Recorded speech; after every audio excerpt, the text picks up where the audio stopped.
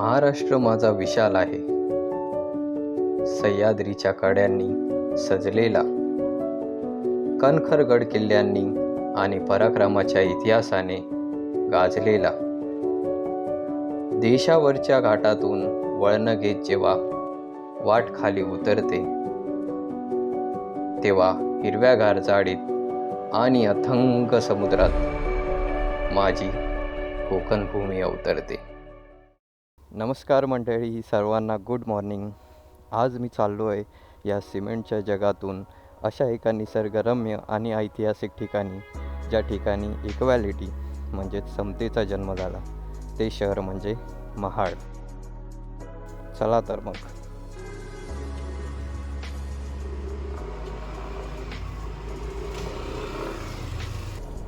तर मी आहे निर्भय, तुमचा ह्या व्हिडिओचा होस्ट, आणि मी तुम्हा सर्वांचं स्वागत करतो माझ्या पहिल्या मोटो व्लॉगिंग ट्रॅव्हल व्हिडिओमध्ये. जसं सुरुवातीला सांगितलं की आपण आज चाललो आहोत महाडला. आता वाजलेत एक्झॅक्ट 6:30 आणि निघायचा प्लॅन तसा माझा 5-5:30 वाजता होता, पण होतं आहे ना लेट. नॉर्मली अशा गोष्टी होतच राहतात लाईफमध्ये. तर त्यामुळे मला काही कुठे कामाला वगैरे जायचं नाही की टायमिंगवर पोचायचं आहे, तर थोडा लेटच झाला आहे, ठीक आहे. बाकी मी रूट जो ॲक्च्युली प्लॅन केला आहे तो म्हणजे आता इथून बदलापूरवरून खोपोलीला जायचं, खोपोलीवरून पाली मार्गे निजामपूर, आणि निजामपूर करत मी जाणार आहे माणगावला. आणि मग माणगाववरून आपल्याला जो आहे तो NH66 हायवे जो आहे तो पकडायचा आहे, आणि NH66 हायवेनी मुंबई गोवा हायवेनी आपण जे आहे ते माणगावला महाडला जे आहे ते पोचणार आहोत. तो असा काहीसा रूट जो आहे तो मी प्लॅन केला आहे. होपफुली रस्ते जे आहेत ते चांगलेच असतील. याआधीसुद्धा मी आता जो रूट सांगितला आहे त्या रूटने गेलो होतो, तर तेव्हा रस्ते चांगलेच होते. आणि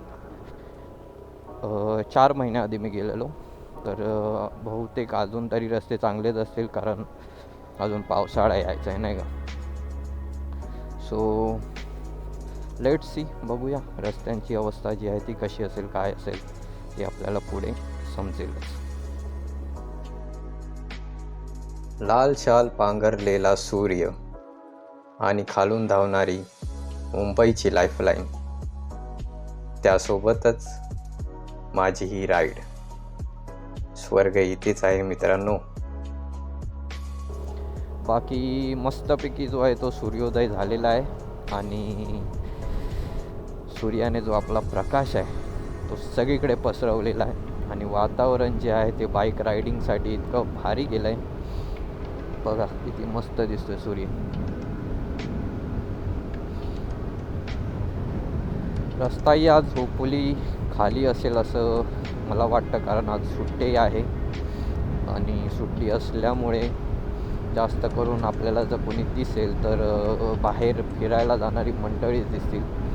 सो होपफुली ट्रॅफिक या सर्व गोष्टी ज्या आहेत त्या कमीच भेटतील. आता मी ऑलमोस्ट वांगणीच्या पुढे आलो आहे, आणि बदलापूर कर्जत जो हायवे आहे त्या हायवेवरती आहे मी. आता पुढे जाऊन जे आहे ते आपल्याला कर्जत खोपोलीचा जो हायवे तो पकडायचा आहे. बाकी इकडे पण रस्ता जो आहे तो मस्त गेला आहे. फक्त प्रॉब्लेम असा आहे की जशी गाडी स्पीड पकडते तसा सरळ जो आहे तो स्पीड ब्रेकर तुमच्यासमोर येतो. त्यामुळे गाडी जी आहे ती ह्या रोडला आपल्याला स्लोच ठेवायला पाहिजे, कारण कधी कधी स्पीड ब्रेकर कधी येतो काय समजत नाही. ज्या स्पीड ब्रेकरवरच्या व्हाईट पट्ट्याच वगैरे असतात त्या पट्ट्या कुठे कुठे स्पीड ब्रेकरवर नाही आहेत. पण मागे जेव्हा मी आलो होतो तेव्हा अजिबातच नव्हतं. या ज्या व्हाईट पट्ट्या दिसत आहेत मधल्या त्या पण नव्हत्या. पण मे बी असं वाटतं आहे की काम जे आहे ते केलं आहे, सो चांगली गोष्ट आहे. तर मंडळी, आता मी सोडतो आहे कर्जत खोपोली हायवे, आणि आता आपण जे आहे ते खोपोलीला पोचतोच आहे. काय मस्त धुकं जे आहे ते पडलं आहे, समोर सूर्य आहे, डोंगर आहे, आणि काय पाहिजे. खोपोली आता इथून फक्त म्हणजे ऑलमोस्ट मी आलोच आहे खोपोलीमध्ये, पण जो खोपोलीचा बाजार आहे तो इथून 1-1.5 किलोमीटरच आहे. आणि मग तिथून आपल्याला जो आहे तो राईड जो आहे पालीसाठी घ्यायचा आहे. सो आपण आता पोचलो आहे खोपोलीला. वाजलेत 8.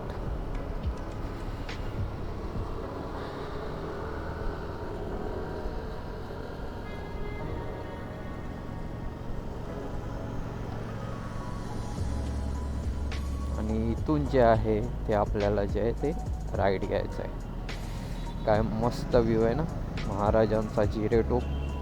आणि हा जो जिरे टोप आहे त्याची जी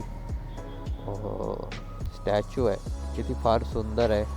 इथे महाराजांचा पुतळा तुम्हाला दिसत असेल, शिवाजी महाराजांचा पुतळा. खूपच भारी सीन आहे. लांबूनच लक्ष वेधून घेतो तो खोपोलीच्या मुख्य चौकातला भव्य जिरे टोप. स्वराज्याच्या स्वाभिमानाचं हे अवाढव्य प्रतीक पाहिलं की काळजात अभिमानाची धडधड वाढते. हे केवळ एक स्मारक नाही, तर प्रत्येक शिवभक्तासाठी आदराचं स्थान आहे. आणि समोर दिसतात साक्षात छत्रपती शिवाजी महाराज.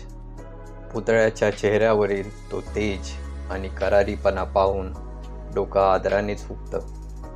अन्याय करण्यावर जबर आणि प्रजेला मायेची सावली देणारा माझा राजा आजही इथून येणाऱ्या जाणाऱ्या प्रत्येकाला जणू आशीर्वाद देत उभा आहे.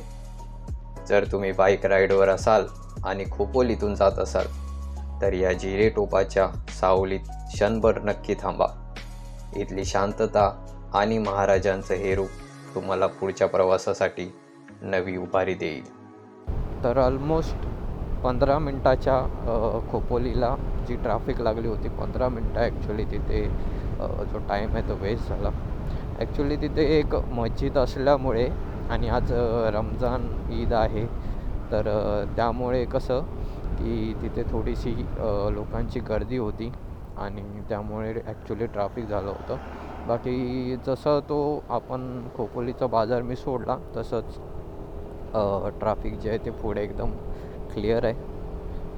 सो आता आपल्याला पुढे जाऊन थोडासा एक लेफ्ट जो आहे पालीसाठी घ्यायचा आहे. सो आता इथून जे आहे ते पुढे आपल्याला हा जो एक ब्रिज चालला आहे त्या ब्रिजच्या इथून सरळ सरळ न जाता आपल्याला जो खाली एक रस्ता गेला आहे लेफ्ट साईडला, ठीक आहे, इथे तुम्ही इंडिकेशन्स पण बघू शकता. तर जो आपला पुढे जो आहे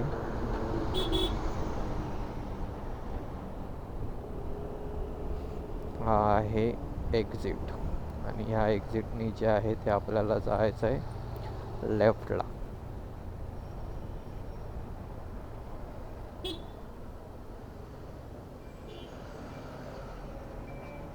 येस.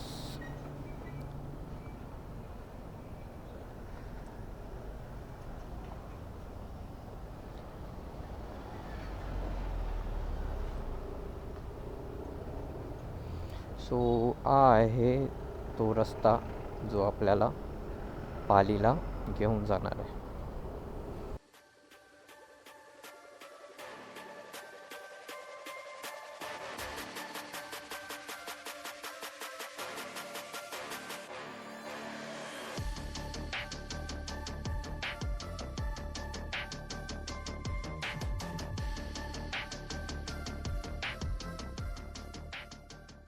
तर मंडळी, वाजलेत आता ऑलमोस्ट 9 आणि मी पोचलो आहे पालीला. तुम्ही ते पालीचा जो लेफ्ट आहे तो बघतच असाल. हे आहे आय लव पाली नगरपंचायत, आणि इथून आपल्याला जे आहे ते लेफ्ट करून सरळ जायचं आहे. ते म्हणजे बल्लाळेश्वर टेम्पल जो आहे तिथून. रस्ते बघा मित्रांनो, म्हणजे काय रस्ते आहेत, वा. या रस्त्याने येण्याचा जो मी निर्णय घेतला तो खरंच चांगला होता.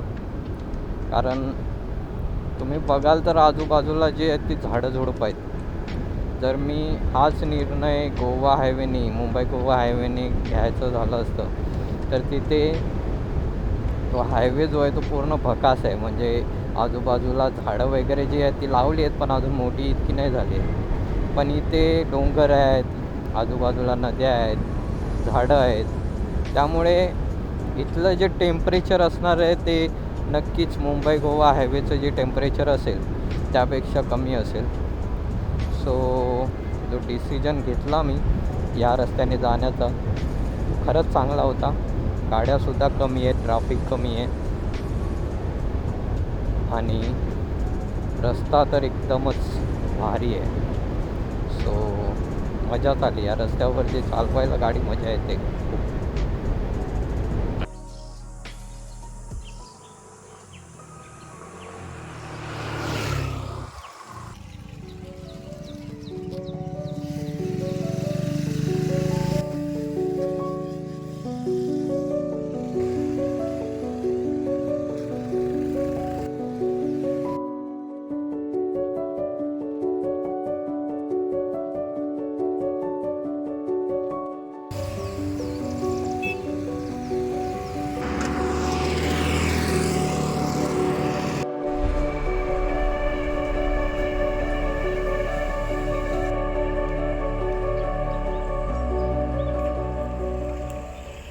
आता वाजलेत 10:30, बरोबर 10:30 वाजलेत आणि आपण पोचलो आहे निजामपूरला. थोडा उशीरच झाला आहे खरं तर. 10 वाजता मला, म्हणजे माझं टार्गेट हे होतं काल की मला महाडला जे आहे ते ॲटलिस्ट 10 वाजेपर्यंत तरी पोचायचं होतं. पण तसं काहीच ऑब्वियसली झालेलं नाही आहे. कारण जितकं यूट्यूबवरती आपण मोटो व्लॉगिंग या सर्व गोष्टी बघतो, म्हणजे जितकं ते सोपं वाटतं दिसायला, पण तितकं सोपं जे आहे ते नाही आहे. याचा उत्तम जो उदाहरण आहे ते आज मी घेतलं आहे. कारण जे व्हिडिओ रेकॉर्डिंग आहे किंवा जे आपल्याला शॉर्ट पाहिजे असतात त्या सर्व गोष्टींसाठी थांबणं, पुन्हा रिटेक करणं, पुन्हा सारे गिअर्स वगैरे घालणं, तर ह्या सर्वामध्ये जो टाईम खरंच जो आहे तो खूप वेस्ट होतो. आणि खरंच म्हणजे मोटो ब्लॉगिंग जी आहे किंवा ट्रॅव्हल जी ब्लॉगिंग करतात ती जितकी वाटते तितकी सोपी नाही आहे. खरंच म्हणजे खूप टाईम कन्झ्युमिंग ॲक्च्युली आहे. बाकी रस्ता जो होता तो एकदम मस्का रस्ता होता. म्हणजे मजा आली मला गाडी चालवायला आणि ते एक्सपेक्टेडच होतं. कारण ऑलरेडी मला रस्ता माहीत होता. सो कसं आहे, काय आहे, कंडिशन कशी आहे, काय आहे. सो या, पण मजा आली गाडी चालवायला. थोडा उशीर झाला आहे पण ठीक आहे, काय प्रॉब्लेम नाही. उशीर झालेला बरा. घाई गडबडीमध्ये काहीतरी होण्यापेक्षा आरामात आणि स्लो अँड स्टेडी गेलेलंच बरं.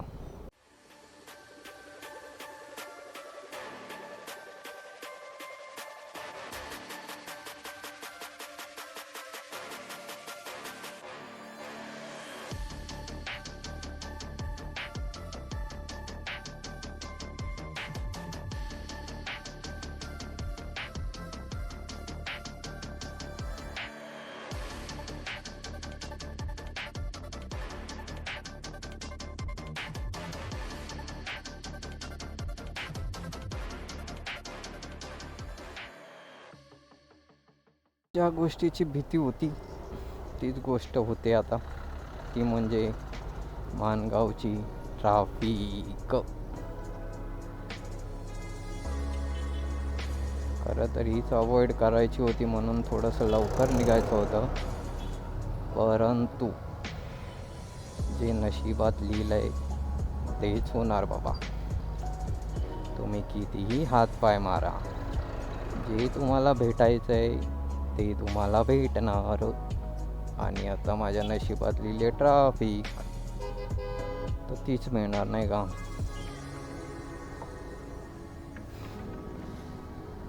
सो आपल्याकडे आहे बाईक, तर त्याचा जो वापर आहे तो आपण करूया. कारण हे जे कानेकोपरे आहेत हे आपल्याला बाईक जी आहे ती मदत करते. म्हणजे बाईक सोबत जाण्याचा जो बेनिफिट आहे तो म्हणजे हा. कार घेऊन आलो तर कसं आपण एकाच जागी अडकून राहतो, पण बाईक असली का आपण साईडने जे आहे, गॅपने जे आहे, जरा तरी थोडा गॅप मिळाला का निघू शकतो. रायडर्स पुढे आहेत आपल्या, आपण काय रायडर नाही, आपण सध्या शिकतो आहे.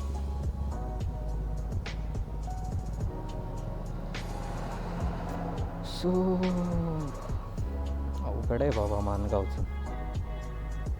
सो फायनली माणगावचं जे ट्रॅफिक आहे ते आपण पार केलं आहे आणि आता आपण लागलो आहे NH66 मुंबई गोवा हायवेला. आता सुसाट आपल्याला जे आहे ते महाडपर्यंत जायचं आहे. रस्ते चांगलेच आहेत तिथपर्यंत. रस्ते जे खराब आहेत ते म्हणजे संगमेश्वरपासून ते पुढचा जो लांजा आहे आपला तिथपर्यंत जे रस्ते आहेत मुंबई गोवा हायवेचे अजून काम चालू आहे. अदरवाईज इथून महाडपर्यंत जे जे रस्ते आहेत ते म्हणजे चुम्मेश्वरी.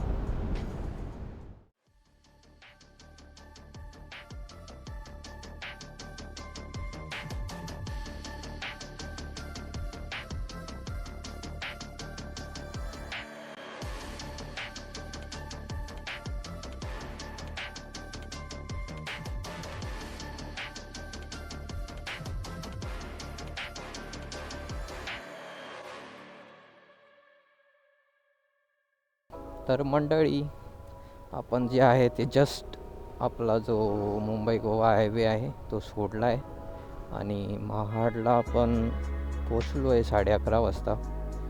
आता बस इथून जे आहे ते माझ्या ज्या भाऊजी आहेत त्यांचं गाव आहे ते अजून अर्धा तास जे आहे ते दाखवत आहे. सो आता आपण तिकडे चाललो आहे त्यांच्या गावी आणि त्यानंतर मग तिथे थोडंसं फ्रेश वगैरे होऊन जे काय महाडचे स्पॉट्स आहेत ते आपण एक्सप्लोअर करू. सो मंडळी, प्लॅनमध्ये झाला आहे थोडासा चेंज. आपण आता डायरेक्ट जे आहे ते घरी जाणार होतो, पण तसं न करता आपण सरळ जो पहिला स्पॉट आहे आपला तो जो आहे मी विजिट करायला चाललो आहे. आणि त्यांनासुद्धा मी सांगितलं की तुम्ही आता डायरेक्ट जे आहे त्या स्पॉटवरतीच या, कारण आता ऑलमोस्ट 12 वाजलेत आणि पुन्हा घरी जाऊन रेडी वगैरे होऊन येईपर्यंत मग दुपारच होऊन जाईल. ऑलमोस्ट दुपार झाली आहे, पण एकदमच ते 2 आहे ना वाजण्यापेक्षा मी त्यांना सांगितलं का तुम्ही या करून तिथून मी तोपर्यंत जो आपला स्पॉट आहे त्या स्पॉटला थांबतो. तर आपला जो पहिला स्पॉट आहे तो म्हणजे चवदार तळे, जो आपला पहिला स्पॉट असेल, जो ऐतिहासिकदृष्ट्या जो आहे तो खूपच महत्त्वाचा स्पॉट आहे, जिथून ॲक्च्युली इक्वॅलिटीची जी लढाई आहे, समानतेची जी लढाई आहे, माणसाला माणसाचा जो हक्क आहे तो मिळाला पाहिजे, ह्यासाठी डॉक्टर बाबासाहेब आंबेडकरांनी चवदार तळ्यापासून जी आहे ती सुरुवात केली होती. तर अशा ऐतिहासिक पॉईंटला महाडला आल्यानंतर विजिट केलं नाही तर महाडला येण्याची जी एक ट्रिप आहे ती ॲक्च्युली वेस्ट होऊन जाईल. सो आता इथून ऑलमोस्ट 1-1.5 किलोमीटर काहीतरी तळं जे आहे चवदार लेक जे आहे ते आहे. सो भेटूया आपण डायरेक्ट तिथेच. तर मित्रांनो, आपण पोचलो आहे आपल्या पहिल्या स्पॉटला, ते म्हणजे महाडचं जे चवदार तळे आहे तिथे. हे बघा, 1927 सालचा तो काळ, जेव्हा निसर्गाचं पाणी सर्वांसाठी खुलं असूनही केवळ जातीच्या नावाखाली एका मोठ्या समाजाला ते नाकारलं जात होतं. याच अन्यायाविरुद्ध क्रांतीचं रणशिंग फुंकलं गेलं. ते रायगड जिल्ह्यातील ऐतिहासिक महाड नगरीत. 20 मार्च 1927 रोजी महामानव भारतरत्न डॉक्टर बाबासाहेब आंबेडकर यांच्या नेतृत्वाखाली हजारो सत्याग्रही महाडमध्ये जमले. बाबासाहेबांनी चवदार तळ्याच्या पायऱ्यात उतरून आपल्या हाताची ओंजळी भरून पाणी प्याले आणि शतकानुशतकाची गुलामी जुगारून दिली. हा केवळ पाण्याचा स्पर्श नव्हता, तर तो मानवतेच्या हक्काचा अधिकार होता. आज याच चवदार तळ्याच्या काठी डॉक्टर बाबासाहेब आंबेडकरांचा अत्यंत देखणा आणि प्रेरणादायी पूर्णाकृती पुतळा उभा आहे. कोर्टाचा कोट घातलेला, हातात भारतीय संविधान घेतलेले बाबासाहेब जणू आजही आपल्याला शिका, संघटित व्हा आणि संघर्ष करा हा मंत्र देत आहेत. या पुतळ्याकडे पाहिल्यावर त्या ऐतिहासिक संघर्षाची प्रचिती येते. पुतळ्याच्या सभोवताली असलेला परिसर आणि तळ्याचे संवर्धन यामुळे हे ठिकाण आज जगभरातील लोकांसाठी एक मुक्तितीर्थ बनले आहे. चवदार तळे आणि तिथला बाबासाहेबांचा पुतळा आजही आपल्याला आठवण करून देतो की हक्क मागून मिळत नाही, तर ते संघर्षाने मिळवावे लागतात. महाडची भूमी आजही समतेचा आणि स्वाभिमानाचा संदेश संपूर्ण जगाला देत आहे. तर मंडळी, चवदार तळे जे आहे ते एक्सप्लोअर करून झालं आहे. आता आपण जे आहे ते आम्ही सर्वजण लंचला जाणार. लंच करून मग आम्ही जो नेक्स्ट स्पॉट आहे तो म्हणजे गांधारपाली लेणी जे आहेत, बुद्ध लेणी ज्या आहेत, ते आम्ही एक्सप्लोअर करायला नंतर जाणार आहोत. तर पहिला आधी पेटपूजा करूया, नंतर पुढचा प्रवास. चला. तर मंडळी, मस्तपैकी जी आहे ती पेटपूजा केली आम्ही सर्वांनी, आणि आता जे आहे ते आम्ही नेक्स्ट स्पॉट जो आहे महाडचा तो विजिट करण्यासाठी जातो आहे. आणि तो स्पॉट म्हणजे मगाशी सांगितल्याप्रमाणे गांधारपाली लेणी ज्या आहेत तो स्पॉट विजिट करायला जातो आहे. मी काही आता जॅकेट आणि ग्लव्स वगैरे जे आहे ते नाही घातले, कारण ते इथून आय थिंक 2-2.5 किलोमीटरच डेस्टिनेशन जे आहे ते आहे. त्यामुळे जॅकेट आणि ग्लव्स जे आहे ते मी नाही घातले. आणि गरमी जी आहे ती खूपच आहे आता, म्हणजे ऑलमोस्ट आता जे आहे 3:30 वाजलेत. त्यामुळे ऊन जे आहे ते प्रचंड जोरात असं लागतं आहे. आपली गाडी जी आहे भावकीची पुढेच आहे, त्याला आपण फॉलो करतो आहे.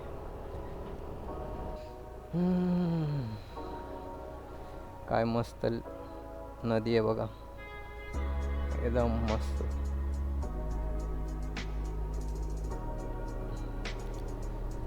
हेच तर सर्व अनुभवायला मिळतं गावाला. मुंबईमध्ये ह्या सर्व गोष्टी कुठे आहेत?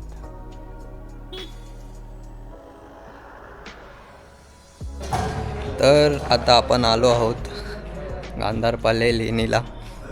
इथे वरती तुम्हाला दिसत असेल, वरच्या साईडला जे आहे त्या लेण्या आहेत, आणि इथून जाण्यासाठी ज्या आहेत त्या आपल्यासाठी स्टेअर्स ज्या आहेत त्या केलेल्या आहेत. तर इथून आपण आता असे वरती चढत जे आहे ते लेण्या ज्या आहेत त्या बघायला आपण जाऊया.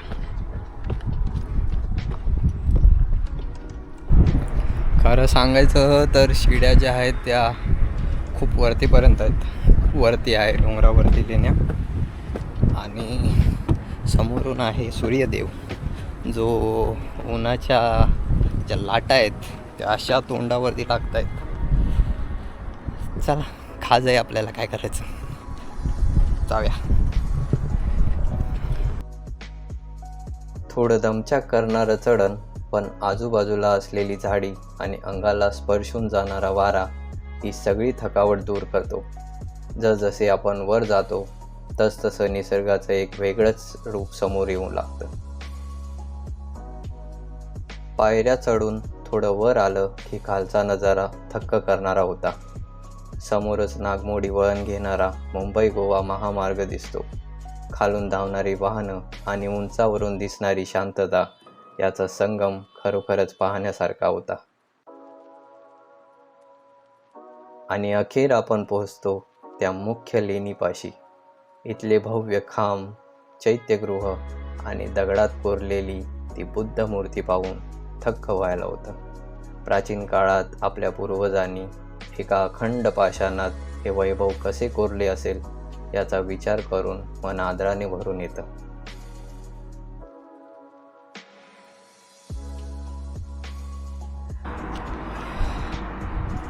फेस निघाला, फेस.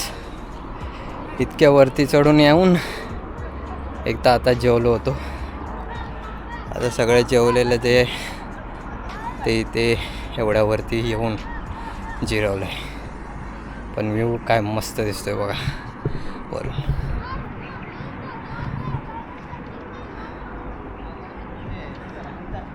एकदम फर्स्ट क्लास. सर्व डोंगर रांगा ज्या आहेत त्यामध्ये हायवे आणि त्यामध्येच पुढे त्या साईडला बघाल तर महाड सिटी जी आहे ती तिथे आहे. तिथे मस्त व्ह्यू दिसतो इथून. इथे जास्त लेण्या नाही आहेत, जशा बोरिवली नॅशनल पार्क, त्यानंतर औरंगाबादला ज्या लेण्या आहेत त्यापेक्षा कमी आहेत, पण छान आहे. एवढ्या दगडांमधून कोरीव काम करायचं म्हणजे सोपं नाही, नाही का? तर आता आम्ही इथून घरी जाणार.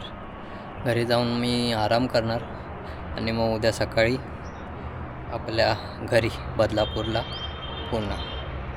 तर हा जो माझा पहिला व्लॉग आहे तो इथेच संपवतो आणि होपफुली हा जो व्लॉग आहे तो मी चांगलाच एडिट केला असेल.